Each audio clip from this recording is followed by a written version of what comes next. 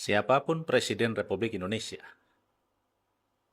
ya siapapun, ketika dia belum menyatakan bahwa rakyat Indonesia dibebaskan dari pajak, maka dia bukan presiden yang terbaik. Sepanjang presiden itu masih bergantung pada pajak rakyat sebagai sumber pendapatan negara, maka dia presiden yang gagal. Itu pernyataan keras saya. Tentu pertanyaan mendasarnya adalah, mengapa begitu? Ya, karena negara hidup dari pajak rakyat. 80% sampai 82% negara pendapatannya itu dari pajak. Sisanya itu PNBP, pendapatan negara bukan pajak. Hanya 18% sekian. Anda bisa bayangkan. Dari gaji TNI, Polri, gaji aparatur sipil negara sampai semuanya. Termasuk gaji presiden, menteri, dan tunjangan segala macam itu. Semua hidup dari pajak rakyat. Dan pajak itu adalah pajak penghasilan. Anda bisa bayangkan. Ini anomali kita bernegara. Secara objektif saya harus mengatakan bahwa negara ini semula tujuannya dibentuk adalah untuk kesejahteraan, kemakmuran, dan keadilan sosial. Itu prinsip utama negara ini dibentuk. Ada 4 hal yang membuat sebuah negara itu didirikan.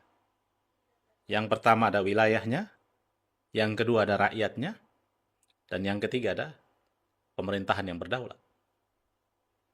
Nah, adanya pemerintahan itu tugasnya adalah sejahterakan, makmurkan, dan menciptakan keadilan, mencerdaskan kehidupan bangsa.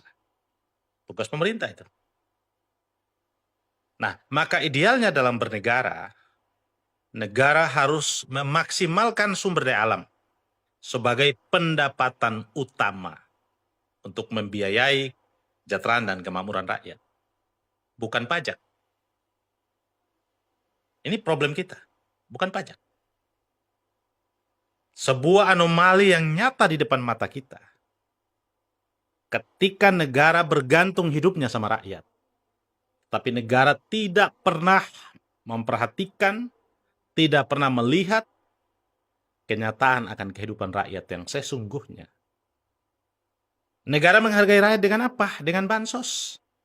Anda bisa bayangkan, kemiskinan dipelihara dengan bansos. Ini realitas kita bernegara. Ini kenyataan kita bernegara, kemiskinan dipelihara. Kemiskinan dijadikan sebuah kebijakan yang kemudian dikelola dengan menggelontorkan bantuan sosial. Bukan dihapuskan, tetapi dipelihara. Dimiskinkan dan kemudian dipelihara. Dan ini menjadi objek politik setiap kekuasaan berganti. Setiap yang berkuasa selalu menjadikan kemiskinan sebagai objek yang dipolitisasi oleh kekuasaan untuk mendapatkan nama, pengakuan, dan popularitas sebagai penguasa. Maka realitas ini harus kita renungkan, harus kita pikirkan.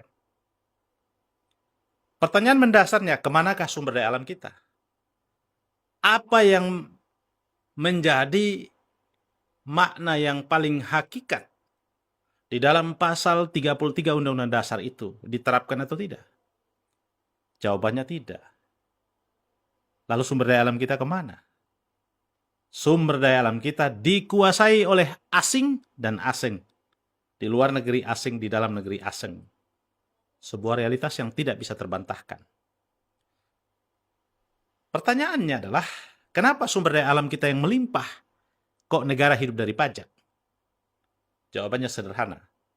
Karena sumber daya alam kita semuanya sudah digadaikan, dikontrakkan kepada pihak asing.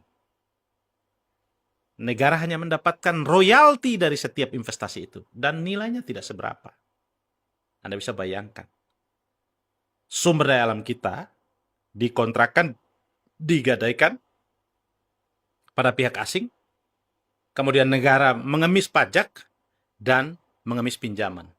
Sebuah logika berpikir yang sesat yang negara lakukan selama ini dan membuat kita menjadi termarginal, membuat kita rakyat menjadi tersiksa dan harus kerja mati-matian memperjuangkan kelangsungan hajat hidup kita. Anda bisa bayangkan. Padahal, kalau Indonesia dikelola dengan baik dengan sumber daya alam kita yang berlimpah, mereka kor-kor mengatakan kita kelapa sawit nomor 1, kita nikel nomor 1, kita punya emas, kita punya timah, kita punya batu bara, apalagi kita punya ikan. Semua kita punya yang tidak dimiliki oleh negara-negara kecil seperti Norwegia, yang tapi masyarakatnya tidak bayar listrik, pendidikannya gratis, rakyatnya makmur. Negara-negara kecil di Eropa sana, mereka tidak punya sumber daya yang unggul. Udah, kita tidak usah jauh-jauh. Tetangga kita Singapura punya apa?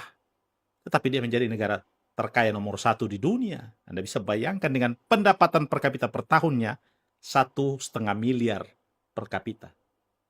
Anda bisa bayangkan, kita pendapatan per tahunnya hanya 150 sekian juta. Itu juga sudah dikelompokkan sebagai kelompok menengah. Dan yang miskin, yang miris, Anda tahu pendapatan per tahunnya hanya puluhan juta. Karena 600.000 per bulan Anda hitung. Kalau dikali 12, berapa puluh juta itu? Jadi ironi kita bernegara. Maka pernyataan pembuka saya tadi, saya katakan, siapapun yang menjadi Presiden Republik Indonesia, sepanjang dia tidak mengatakan bahwa saya akan membebaskan rakyat Indonesia dari pajak, maka dia akan menjadi presiden yang